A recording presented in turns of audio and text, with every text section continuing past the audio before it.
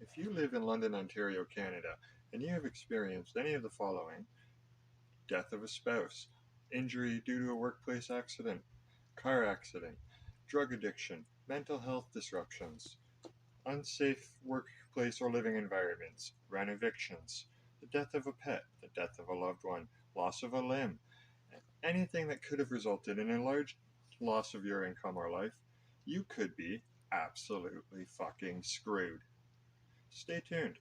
Find out why. The average cost of a one-bedroom apartment right now in London, Ontario fluctuates on average between $1,500 and $2,000.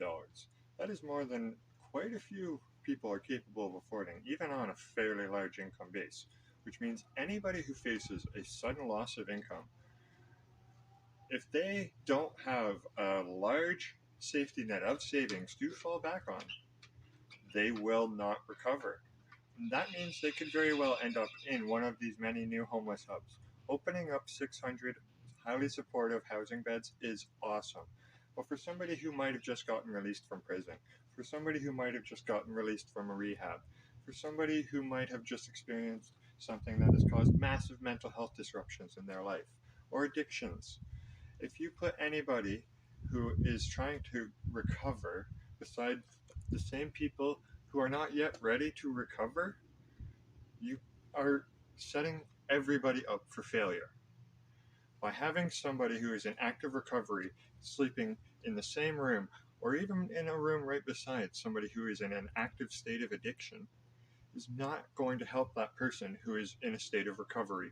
It is going to put them at a highly, highly unsupportive state and at risk of becoming right back down the rabbit hole.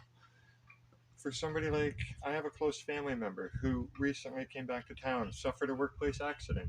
That workplace accident resulted in them being put on prescription Oxycontin. We all know this story now. You can guess where it's going. She is now gone completely down the rabbit hole, has lost her housing, is a full-blown drug addict, on and off the streets, in and out of jail. The countdown is on until she ends up either in a hospital, in jail, or dead. And unfortunately, she's not ready to solve that problem yet. Now, if I were to take her and put her beside somebody who is trying to solve that problem, that person who is trying to solve that problem is now quite possibly about to die. I know this from very personal experience. When I first tried to help, one of the very first people I ever tried to help, I unfortunately fell upon unexpected financial ruin and ended up moving back in with said family member who has addiction issues. Unfortunately, I brought along somebody who I was helping to be in recovery. That person immediately relapsed and is now deceased because they were brought from a state of recovery into a state where they could not avoid the addiction, where it was in their face 24/7. I'm not saying that homeless hubs and band-aid solutions are horrible, but for somebody who is halfway through healing a broken leg, they still need that cast. They still need that support. You don't take it off halfway through and put a band-aid on it. You continue the healing.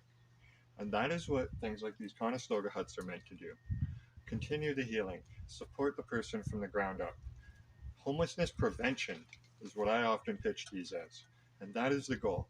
If it takes me in a suit and tie to pitch this to you guys, fine. I'll dress up in a suit and tie. I miss my nose, but you guys were complaining about it, so I took it off.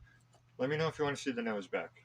Anyway, I appreciate everything that the city's doing, and we are on the precipice of doing something top tier, next level amazing. I just think that there's a few little tweaks we're ignoring here, especially when it comes to supporting the people who are already halfway there. Don't drop the ball on this, London. You're so close. So close.